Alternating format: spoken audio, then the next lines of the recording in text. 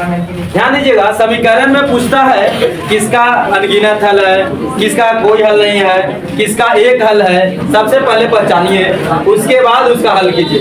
एक समीकरण लिख रहे हैं, ध्यान देना, प्रश्नावली 3.5 का पहला x माइनस 3y-3 बराबर 0 है। 3x माइनस 9y माइनस 2 बराबर। ध्यान दो, सबसे पहले पहचानो कि कैसा समीकरण है। समीकरण पहचानने के लिए आपको शर्त पहले ही बताए हैं कि देखिए x का कोफिशिएंट यानी x का गुणांक बटा नीचे का x का गुणांक। यहाँ पे लिखेंगे 1/3, इसको लिखेंगे -3 बटा -9। ध्यान देना, -3 बटा -, देखिए माइनस से माइनस कट गया, 3 दिया, ये भी माइनस से माइनस कटेगा। 1/3 बराबर 1/3 बराबर 1/, नॉट इक्वल टू 3/। अच्छा बताइए, जो शर्त बताए थे कि A1/A2 बराबर B1/, not equal to C1/, ये बताइए कौन समीकरण का था? किस समीकरण का था? अविरोधी समीकरण की विरोधी समीकरण। कौन समीकरण? विरोधी समीकरण।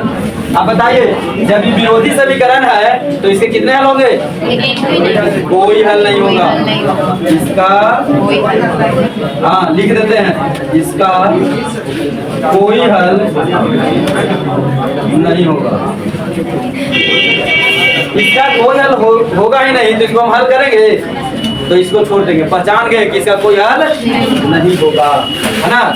चलिए दूसरा समीकरण लिख रहे हैं, देखिए 2x प्लस y बराबर 5, 3x प्लस 2y बराबर कितना है? 5। आप बताइए 2/3 1/ बराबर है जी? ना है, तो लिखेंगे कि A1/A2 नॉट इक्वल टू कौन समीकरण? अविरोधी समीकरण। अविरोधी समीकरण। बताइए अविरोधी समीकरण कितना हल? एक हल। कितना हल? इसका हल होगा, इसका एक हल होगा। इसका कितना हल होगा? एक हल। ठीक है, अगर इसका हल होगा तो हम इसको हल करके दिखा देते हैं, है ना। ब्रज गुणन विधि, कौन विधि? ब्रज गुणन विधि से कहता है। जल्दी कीजिए, इसको ब्रज गुणन विधि से हल कर देते हैं। तो यहाँ से लिखेंगे, है ना, कट करके यहाँ से डालना बोलेंगे जो ना। चलिए लिख रहे हैं, वो चले 2x प्लस y बराबर 5, और क्या था? 3x plus 2y। वही था। चलिए ध्यान दीजिए, देखो जैसे इसको ढकेंगे गुना ऊपर से, यहाँ से, ठीक है, इसको ढकेंगे तब गुना नीचे से ऊपर से नीचे करना है, ठीक है। फिर इसको ढकेंगे ऊपर से नीचे से, यही तो करना है। चलिए ध्यान देना, अगर समीकरण ऐसा दिया हुआ है कि 2x प्लस y माइनस 5 बराबर 0, 3x प्लस 2y माइनस 8 बराबर 0, ब्रज गुणन विधि से क्या करना है? हल करना। तो देखिए, जब भी ब्रज गुणन विधि की बात आएगा तो हम सबसे पहले ऊपर में x y को ऊपर में लिखते हैं, x को ऊपर लिख दिए, और जिसको लिखते हैं उसको देखते नहीं है, तब इसको नहीं देखेंगे, इसको देखेंगे नहीं।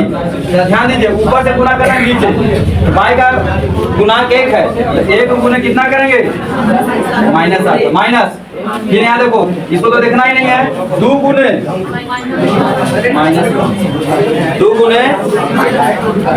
बाई ऊपर लिखेंगे, कहाँ लिखेंगे? ऊपर। अब बाई को नहीं देखेंगे, हम नीचे से गुना करेंगे, 3 गुने माइनस, इसको तो देखना ही नहीं है, 2 गुने माइनस। अब ऊपर 1 लिखेंगे, तो जो अचर पद है उसको नहीं देखेंगे, अचर पद इसको अब क्या करेंगे? नहीं देखेंगे, तो गुना करेंगे 2 से 2। हाँ गलत हो गया, 2 गुना 2, 3 गुना 1। अब ध्यान देना, 1 से बटे कितना आ जाएगा? -8, माइनस में माइनस, y बटे क्या 3 बचे 15 8 दूनी 16 1 बटे 2 दूनी 4 माइनस 3। अब देखो बाबू x बटे 2 बराबर y बटे 1 बराबर 1 बटा 1 लिखेंगे जब x बटे 2 बराबर 1 बटा x बराबर कितना कितना गुना 2। इसी में लिखेंगे कि जब y बटे 1 बराबर 1 बटा तो y बराबर x बराबर 2 y बराबर हम लोग पागल बना देंगे हैं?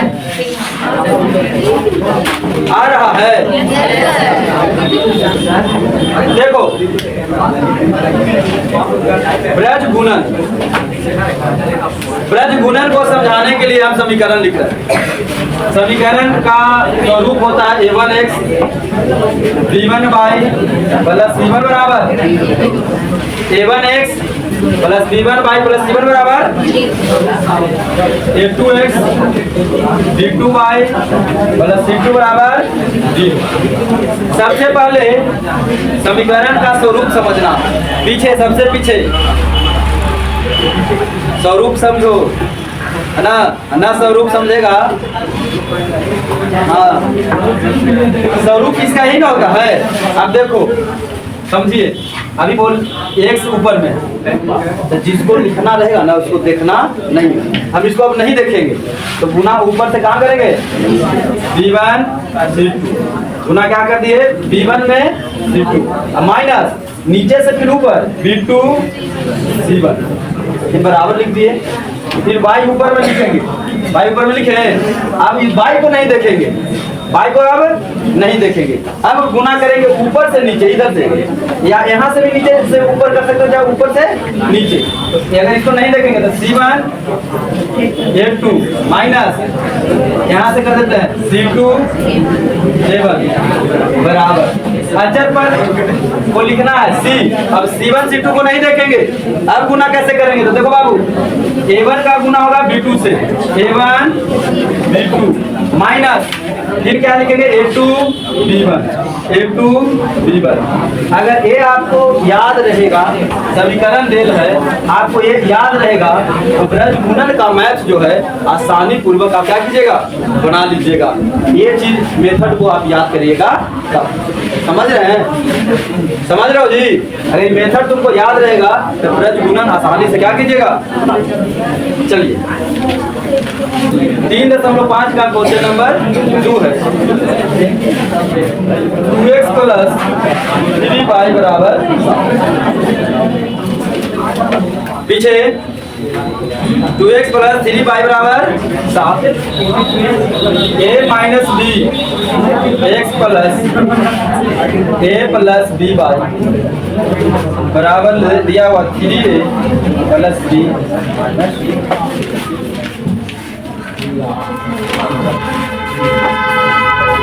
यहाँ पे क्वेश्चन है क्वेश्चन इस प्रकार से है 2x प्लस 3y बराबर 7 a minus b into x plus a plus b into y बराबर 3a प्लस b माइनस 2।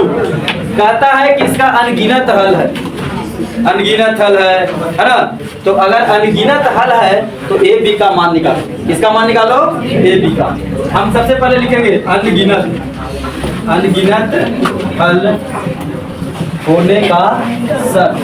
अच्छा बताइए अनगिनत हल होने का शर्त क्या होता है बोलिए बोलिए a1 बटा a2 बराबर b1 बटा b1 बटा यही ना होता जी अनगिनत हल होने का a1 बटा a2 बराबर b1 बटा b2 बराबर c1 बटा। अब देखिए x के गुणांक कितना है 2 बटा क्या हो जाएगा a minus b 3 a plus b आ जाएगा 7 3a प्लस b माइनस। अनगिनत हल होने का शर्त a और b का मान पूछ रहा है। किसका मान पूछ रहा है a और b का मान।